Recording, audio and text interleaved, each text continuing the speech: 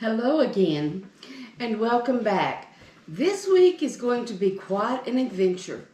It's a little bit different and also a little hard to understand. We're in chapter 11, and if you've read it, you probably have a lot of questions without a lot of answers. Well, don't feel alone, but there are some things that we can glean from this chapter. First of all, we have to put it in the context of the whole letter. We know that the church of Corinth was a messed up church and that there was a lot of divisions there. And Paul is addressing the things that have been brought to his attention about this church. But when we get to this one, it's very difficult to understand exactly what he's addressing, because we knew in chapter 5 he was addressing the sexual immorality. In chapter 6, he was addressing the suing one another, judgment of one another. And then in chapter 7, it was marriage and divorce. Then we get into chapter 9 where he says to examine. He asked him multiple questions about who he was. So he was bringing all of these things that they were having difficulty with to say that I am here, or I am writing this letter, I will be with you later to help you work these things out, because I am an apostle of God. And then we have to ask our own questions. He was defining what it meant to be an apostle when he asked these questions. We often talk about Paul's sarcasm, and you can almost hear it in some of these questions. Am I not allowed to eat and drink? Well, he's trying to point out absurdity in some of the things that was going on. But then we get into 10 and he begins to get serious again. And this time he's getting serious about you cannot serve a pagan god and Yahweh, the holy God, at the same time. And he's very, very definite about it. And he gives them 5 ways that they have been deceived by the enemy into thinking they can handle a little bit of the world and still be God's people, and they can still serve God. And he's trying to say, no, you cannot do that. You cannot sit at the table with demons and the Holy Spirit at the same time. So he's very adamant in chapter 10. And then when you get to chapter 11, he starts the first verse. He says that first verse, just one sentence, and I used it last time in the ending of chapter 10, but it is actually in 11. Now remember, chapter and verses are set by man for ease and finding. When he wrote this letter, he didn't write it in these chapters.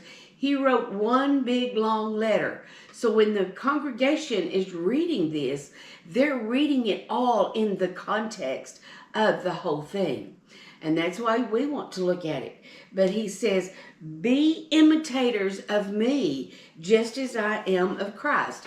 Now he says this after he has asked all these questions and said, if you examine me, it doesn't matter.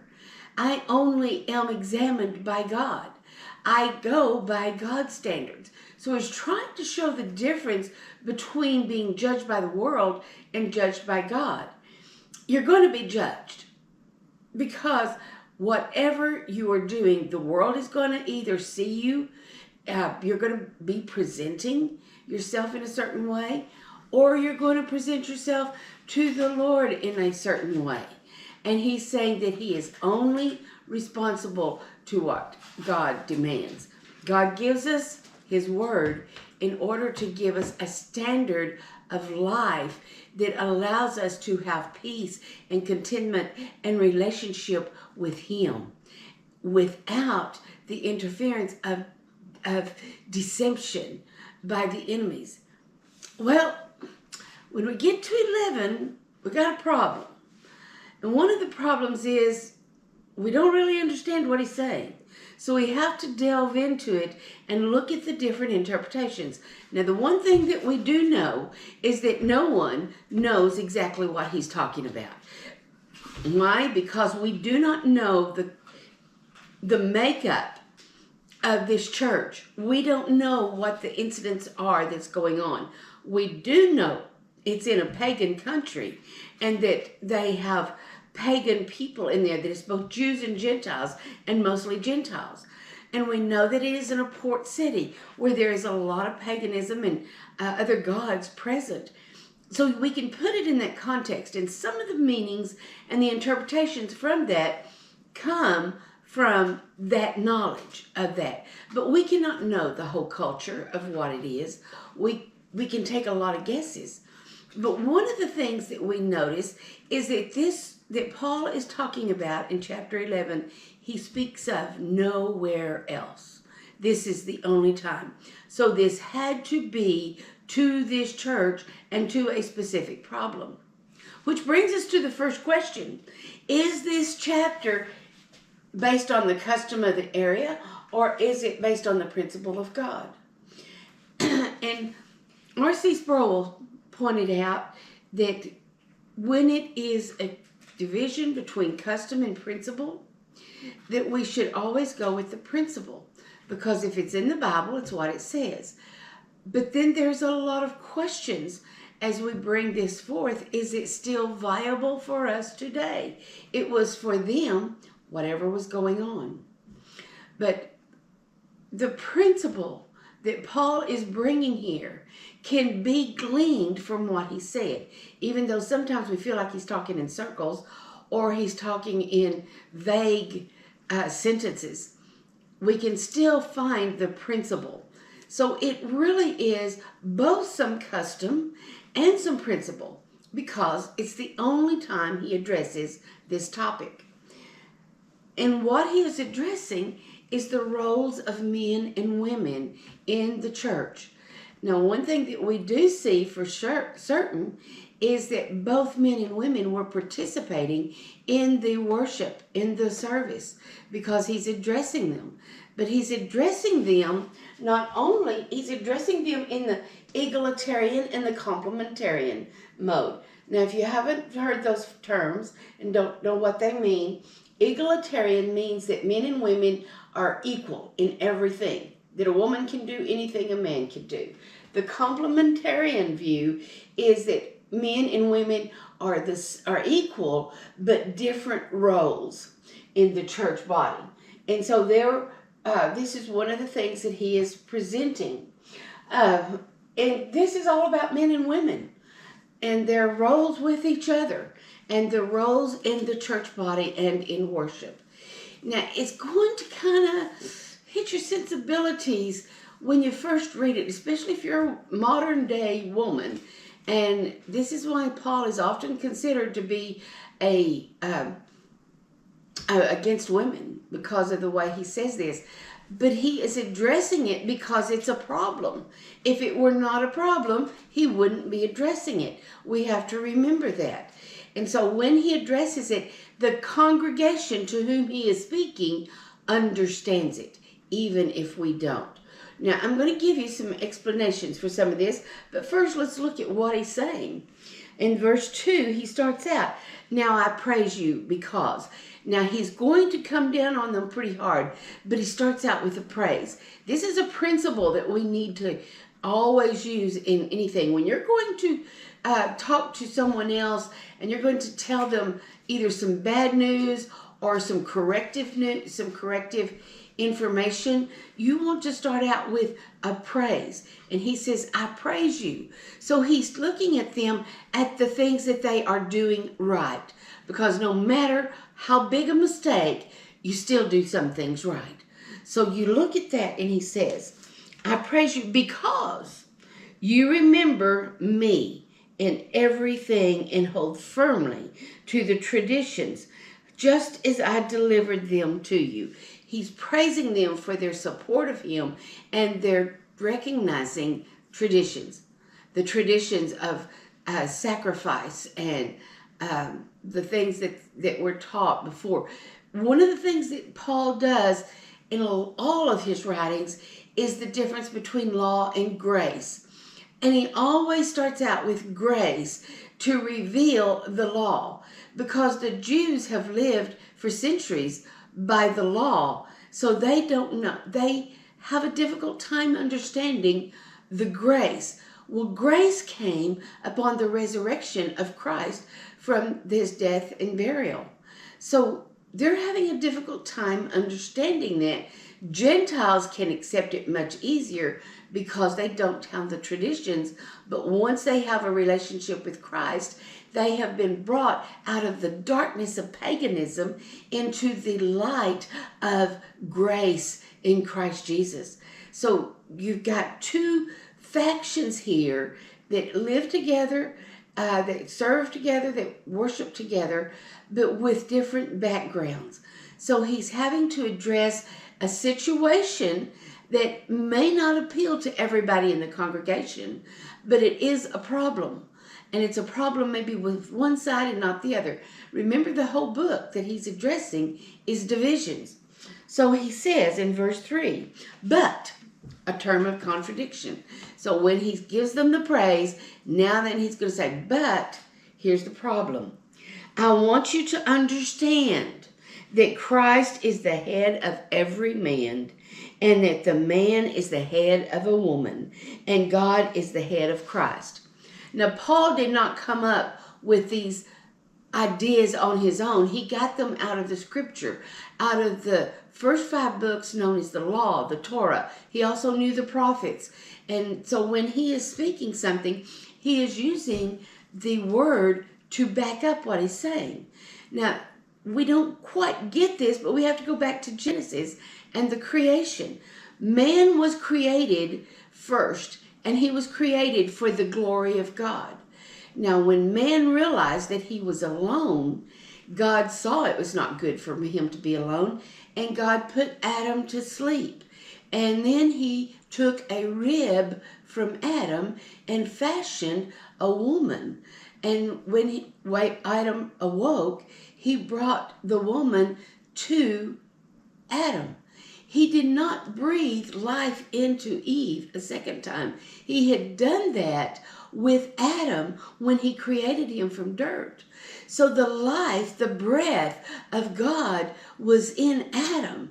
And out of Adam came the rib that fashioned woman, and she was already alive in the image. So when Paul is speaking here, he's saying that woman came out of man. He's referring to that creation time. And he says, every man is the head of the woman. This does not mean that he's going to lord over her, that he's a man and she's a woman, that he's stronger than she is. That's not what he's saying. He is referring to the creation, when woman was created from man for the glory of man as a suitable helpmate. And this was her role that she was given. And he says, and God is the head of Christ. So we see that when he's talking about this, God the Father is the head of Christ. And Christ said in the Gospels that if you have seen me, you've seen the Father. But everything that I do, the Father tells me what to say and do. So Christ was submitted himself to God the Father. In the same way, the woman submits to the leadership, to the headship of the man in the marriage. Now, this is talking to Christians and in marriage. So there's some problems there.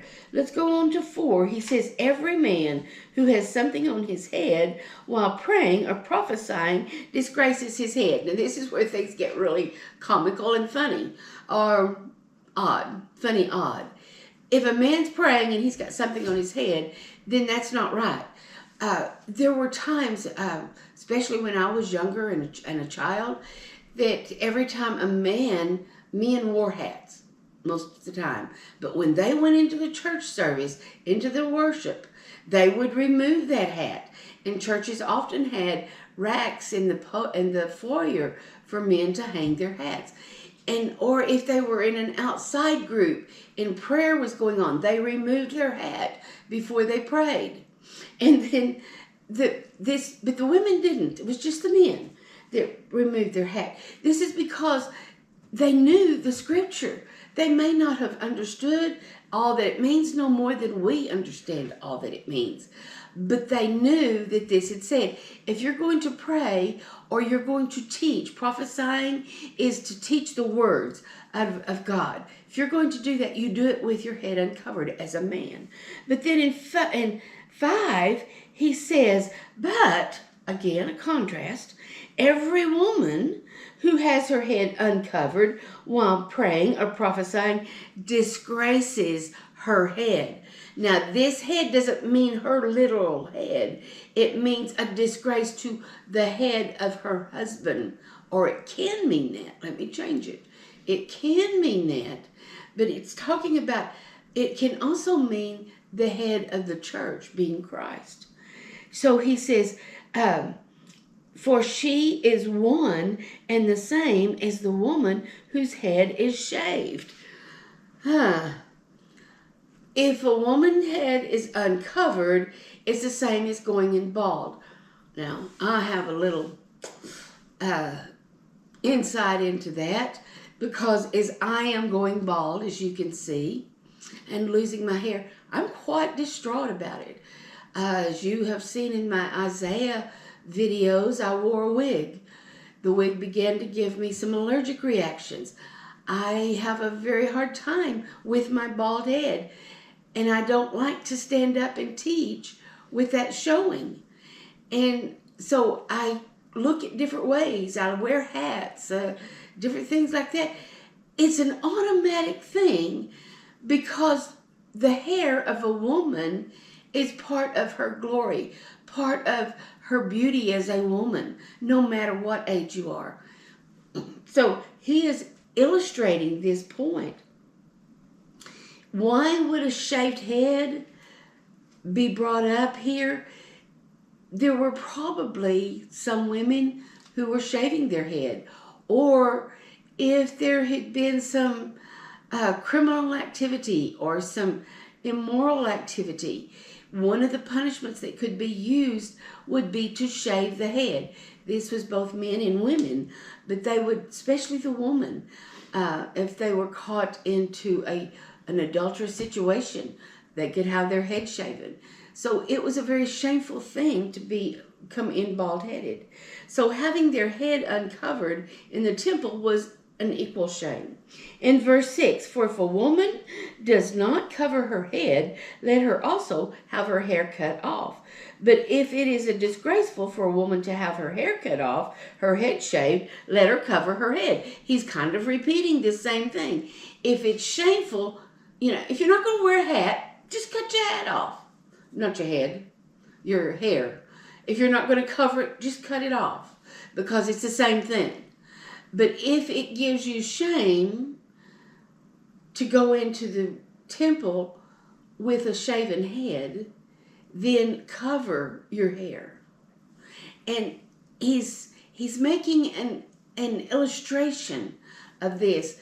He's making the point that it's important for some reason. We're going to find out some possible reasons. But in verse 7, for a man not ought to have his head covered, since he is the image and glory of God, and the woman is the glory of man. The man is the image and glory of man, and the woman is the glory of the man. Now, the woman has the same way to approach a holy God as a man does. But the man is the glory of God because of all of his creation. We're going back to Genesis again. Of all of God's creation, man was the only thing, the only creation that God breathed his breath in. And in that he gave him this clump of dirt, life. So when he did that, man became the image of God, and he became the breath of God. And so woman is the breath of man because she was taken from man. She is not a separate creature. She is taken from man. And this is, Paul is illustrating the creation point of this to the people. The importance of the roles of men and women. And those roles are defined in such a way that they represent Christ as the head of the church and his bride, his church. His bride is to be spotless. His bride is to be honored. His bride is to be protected. His bride is to be given glory. And this is what a woman is to a man. A man is to protect, to give her glory, because she is his helpmeet. It is the importance, what Paul is illustrating is the importance of the roles of men and women. And this is, when I put this up here, I said men and women, but this is the roles that God has assigned to men and women. And women are the glory of man because they came from man. Let's go to verse 8.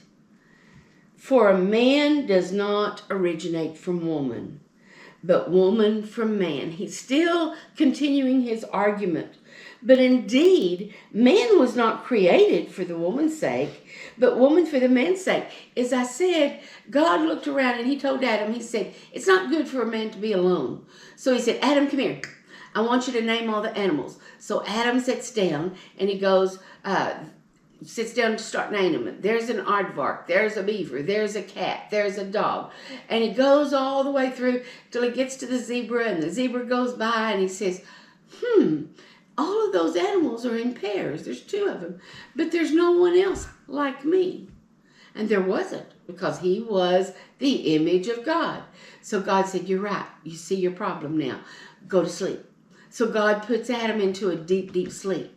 Then he removes woman from the side of Adam. Using his rib, he creates woman from the rib. He does not pick up another clump of dirt. He takes the rib from Adam. I hope you're beginning to see this, that what he's talking about here is that men and women were both created by God, for God, and that they are both responsible to Christ, but that because of the order of creation, he only created one mankind, and it's male and female. And it says he created them male and female. And so he created them to be complementary to each other, where the male's role is to be as Christ is to his church. The man is to be to his wife as Christ is to the church. And that is to protect her, to provide, all of these things. The woman is a helpmeet in whatever he does. The biggest deception that has ever happened in our culture has been the role of second wave feminism. First wave feminism was for the vote, but the second wave of feminism was for equal pay and for equal whatever. And it began to ruin the unit of the family that God had ordained. And when this family unit was messed up, you ended up with messed up kids. Now, that doesn't mean that women had to stay home all the time. If they wanted to have a career, they could. Now, as an older woman, I want to point something out to you. If you have children, young, and you want to have a career, remember those children are going to be on their own, building their own lives in a very, very short time. And you may think it's a long time when you're chasing after a toddler, but you blink twice and they'll be gone. And when that happens, you are in the prime of your life. You have all opportunities open to you at that time.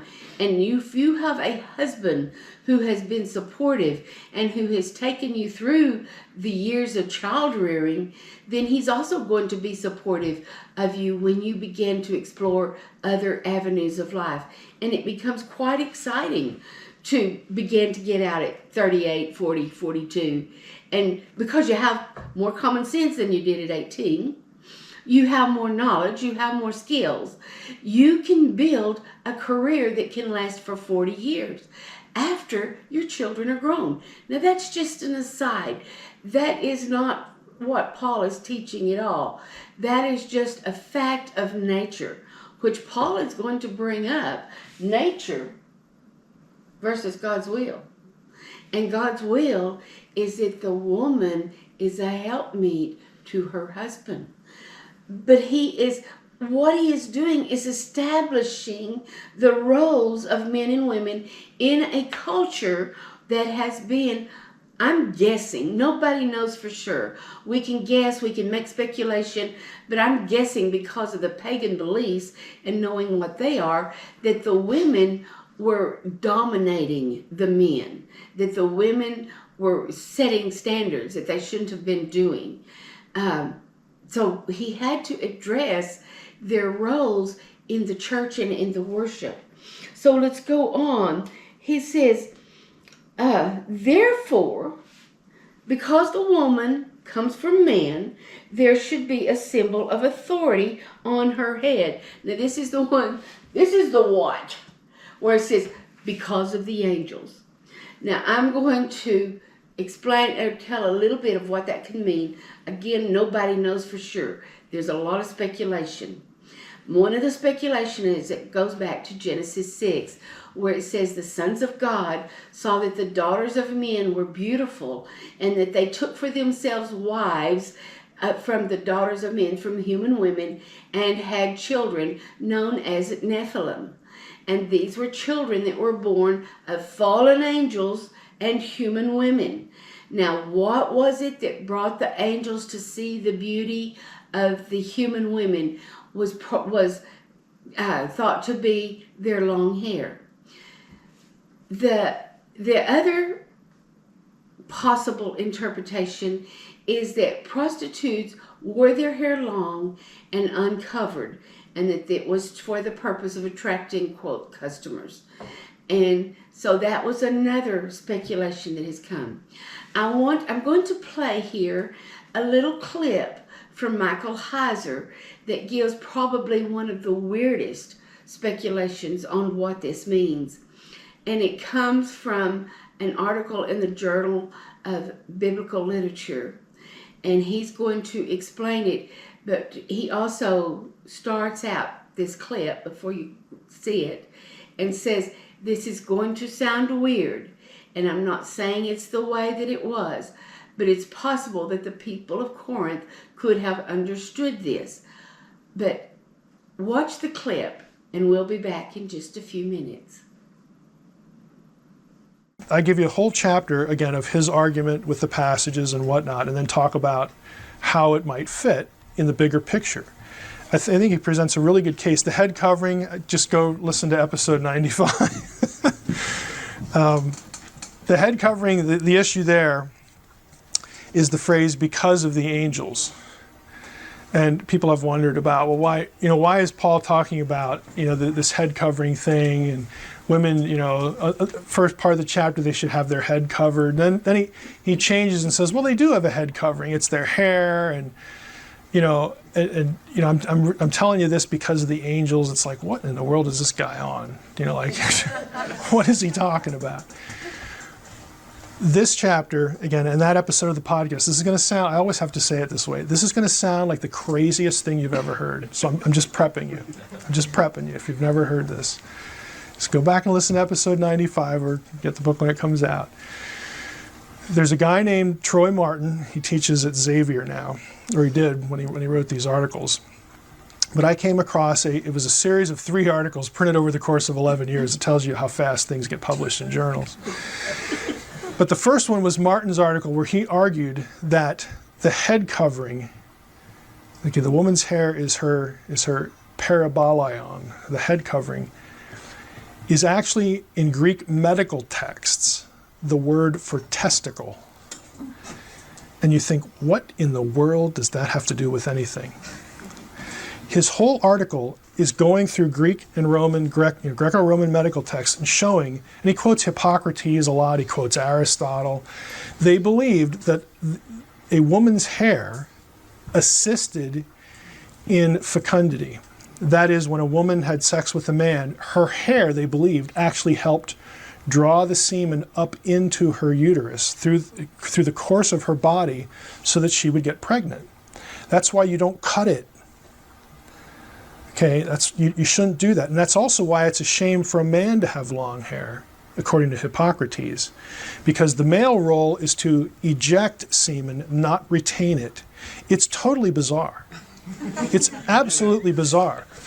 But when you read what they thought of the function of a woman's hair versus men, everything Paul says in that passage makes sense. Yeah. It just makes sense. But it's so foreign to us that we know where babies come from. And we talk about genetics and do this in a petri dish, and they're not doing that at all. Okay, they're not doing that at all. This is Hippocrates, who at the time was like the leading figure. There's one great thing about the test of infertility, and that's just great. How it involves having a woman smell something, and the hair is involved. It's just the craziest stuff you've ever read. But if that's what you're thinking, if that's what's in your head when you read Paul, you're like, oh, well, of course. Of course, when we're in church, we should wear a covering over our hair, because then it's an issue of modesty. Would you go to church and just expose your genitals? Would you do that? Would you do that? I mean, that's essentially what Paul's saying. You people are nuts. Of course, he's writing to the Corinthians, and they probably could, they're doing everything. So, he's like, you people are nuts. Of course, you should have, your head covered when you go to pray and you do these things. And of course, it's a shame for a man to have long hair, again, because he's presupposing this function. A woman's hair is given to her as her covering, as her parabolion. This is her glory, because it helps her to have children. And children are really important, okay? And then Paul throws in this thing about, now I'm also writing this because I'm expressing my concerns because of the angels. There's only one context for that. Yeah. Apparently in the back of Paul's mind, he's like, you better get this under control. You better watch what you're doing. You better again, wear the appropriate things. You better behave the appropriate way. You want to show that you belong to a man, you belong to your husband, you're going to be modest, you're going to control your sexuality, your sexual behavior, because if you don't, we've seen what can result from that. You're being watched, pun intended. Okay, so in Paul's mind, this was a concern for him. To us, it's this most throwaway, bizarre, what in the world does that have to do with anything? But again, if you're reading it through those eyes, everything in the chapter makes sense. In terms of what we do today. Now, I'm sure that you're probably got your jaw dropped to the floor after hearing that.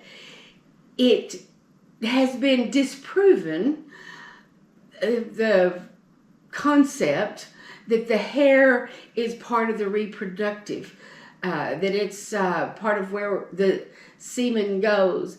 All of these things that implies in that particular article, there is not a lot of evidence other than language. It comes out of Euripides and Tertullian. Some of the early church fathers had some of these ideas. You can't completely dismiss it because the hair may not be the physical testicle of the women, but it is a part of the woman's beauty that attracts the male. And when the male comes together with the female, then that's when children are conceived. So it's not totally off base, but it is interesting, and it's probably does not apply except for one thing, and that is we know that Paul said there is sexual immorality among you. And this theory, which you just heard on the clip, may have been their belief. That may have been a very viable belief in that time. So you can't dismiss it completely when he's saying for the angels. Personally, I think it's referring also to the Genesis 6 or to the possibility of a guardian angel, that when a woman is submissive, wears the head covering, that there is a special protection. That's another theory that can come along. Well, you can make up your own mind because nobody knows for sure. It's all speculation. Again, I repeat, this is the only place that Paul addressed this.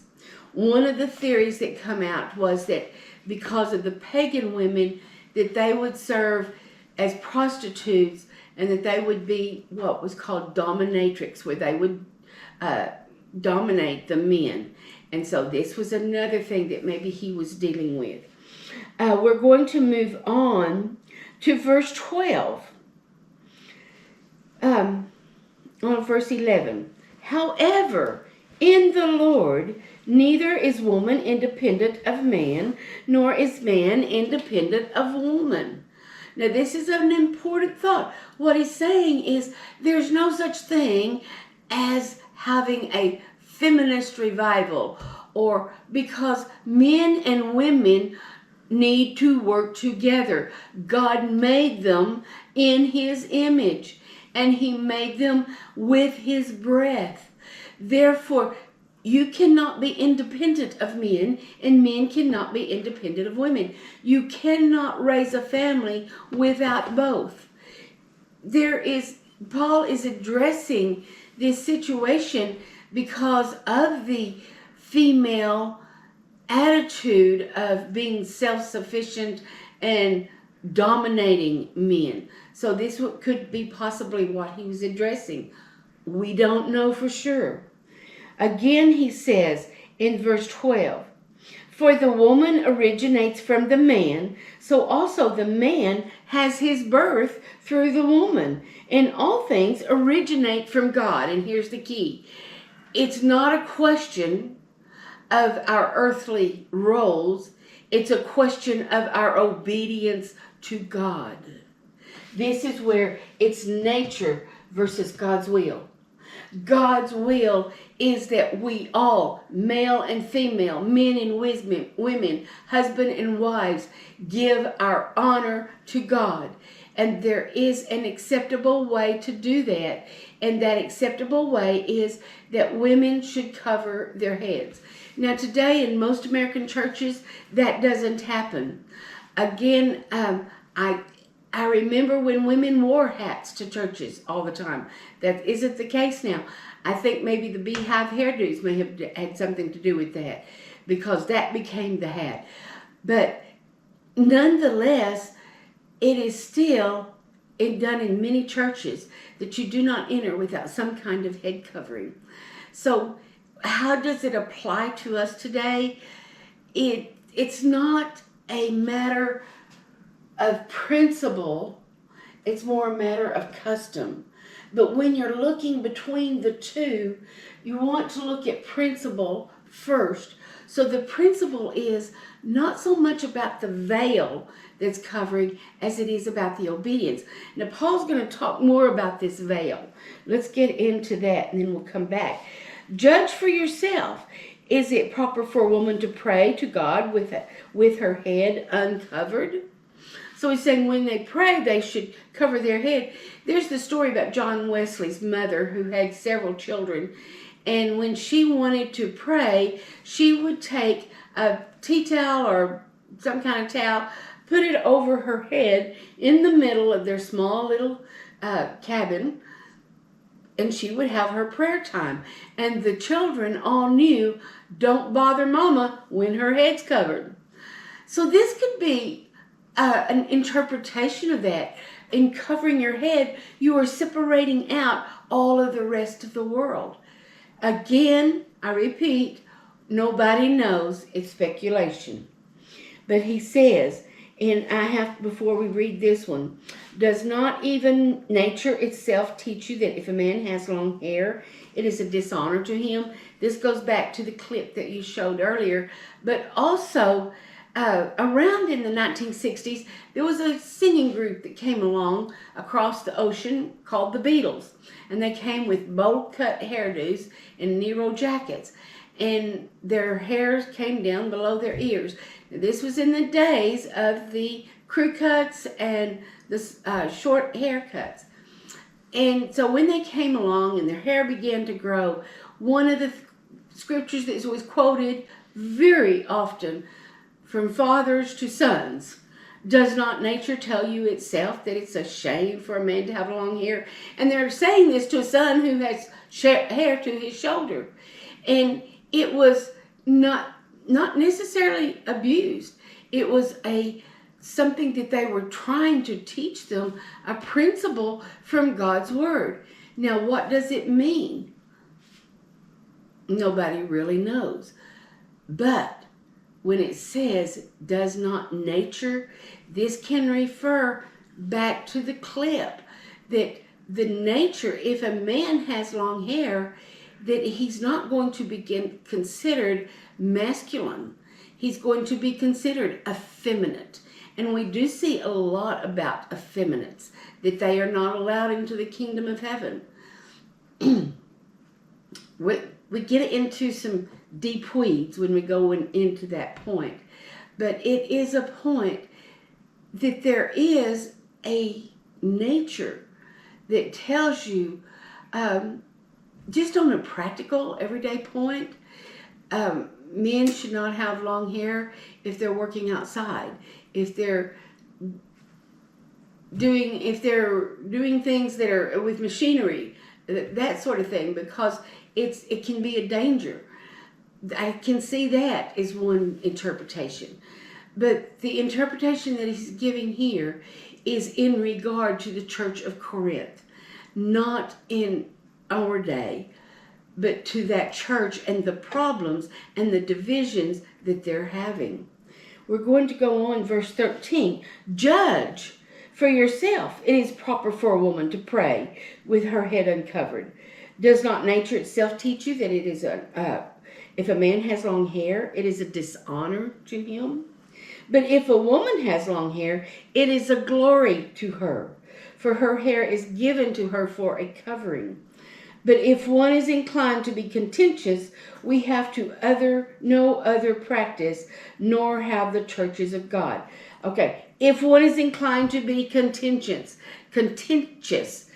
then we have no other practice, but nor have the churches of God.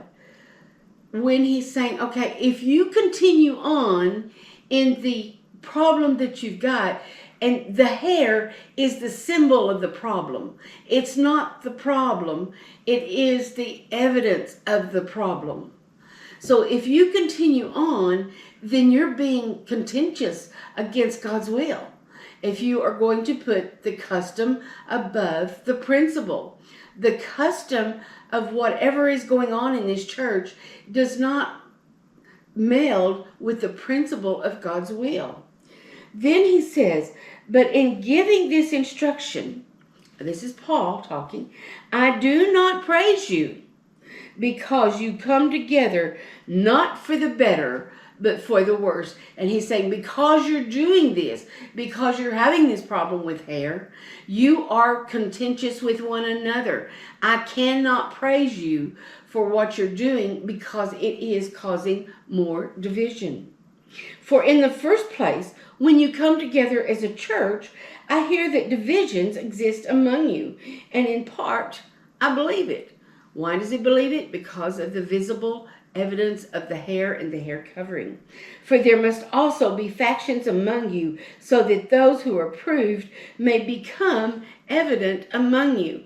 In other words, the cream's going to float to the top. It's going to become evident of those who are seeking God's will and those who are foolishly and arrogantly holding on to nature and custom. Therefore, when you meet together, is it not to eat the Lord's Supper? Now we're changing shifts. We're shifting here. And we're shifting into the Lord's Supper. Now these are not two different subjects. He is saying before, in verse 10, he's talking about sharing a table with demons. Then he goes into this. So there was some activity that was going on that was represented by the hair and the things that were the types of worship that was going on. But now then he's going into the Lord's Supper, and he's going to tell them, okay, before you come to the Lord's Supper, if you're hungry, you eat at home. Because when you come to the Lord's Supper, it is not a meal that you're going to enjoy together. It is a worship for Christ and to remember his sacrifice. So what he's doing is saying, all of these things that you are doing and this evidence of the hair that is revealing your heart, then when you come into worship to have the Lord's Supper with this division, with this contention already, then your heart is not right. Your heart is not for Christ. Your heart is for yourself. You've got to have your way rather than submitting to Christ. It's about submitting to Christ. And he's showing how Christ gave a picture of submission of the woman with her head covered because she comes from the man. We submit to Christ because we all came from him. Now he will say, what do you have? Houses in which to eat and drink. This is where he's telling them, you eat before you come. Or do you despise the church of God and shame those who have nothing? What shall I say to you? Shall I praise you? In this I will not praise you. He's getting very serious right now because he's saying, if you are going to come into the house with these contentions, these divisions among you, and you're going to say that you have the right to eat, you eat at home. You have a house. You have a home. You eat at home. And when you come into the church, you come in with blessings towards each other. And then he says, I'm verse 23, for I received from the Lord that which I delivered to you, that the Lord Jesus, in the night in which he was betrayed, took bread. This was the night that Jesus went to court, to 3 different courts, all night long. This is Thursday, before he was crucified. But what he did, he had the upper room, and it was nothing but him and the disciples. And when he had given thanks, he broke it and said, this is my body, which is for you. Do this in remembrance of me. Jesus' body was flesh and bone, just as ours was. And it was going to be broken for us to recover from these divisions, from these contentions, from this arrogance, from the false teachings that we had taken over, or that the church of Corinth has taken over. And when he gave thanks, and then he says, at the same time he took the cup, also after supper, saying, this is the new covenant in my blood. Do this as often as you drink it in remembrance of me. The new covenant is in Jeremiah 33. Where he says, I will give you a new covenant. I will write it upon your heart. And when we do this in remembrance of Christ and his sacrifice in order to bring us through this pagan world, we live in a pagan world that is ruled by the demonic. And it says that in 1 John 5:19. We know that the whole world lies in the power of the devil. And so when he says that he is this do in remembrance of me, what he is saying, when you do this, you come together in union, in fellowship, and in worship of him, because he is the only one that can take us out of a pagan world. So when he's saying this, Paul has illustrated the covering for prayer and prophesying. And that covering is a submission to the will of God, not to the nature of man. So he goes on in verse 26. For as often as you eat this bread and drink this cup, you proclaim the Lord's death until he comes. When you come together and you do this, it is a testament to what Christ did and that he is coming again to get us. But a man, therefore, whoever eats the bread and drinks of the cup of the Lord is in an unworthy manner shall be guilty of the body and the blood of the Lord. He has talked about the covering, the role of men, the role of women, and now he's saying when you disobey, and this evidence of the hair is a picture of this disobedience. When you are in arrogant disobedience to the Lord, you're guilty. And what are you guilty of? You are guilty of the blood of the Lord.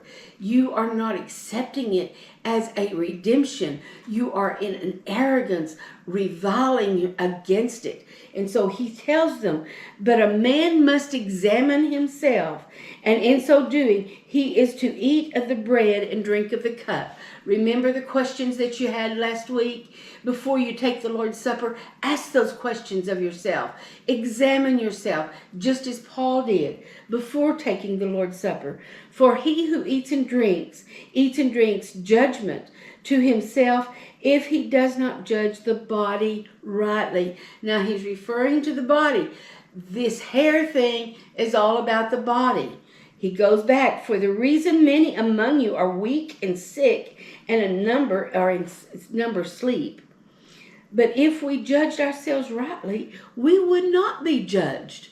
This is where you avoid judgment, not by telling them not to judge you, but by you judging yourself and making correction.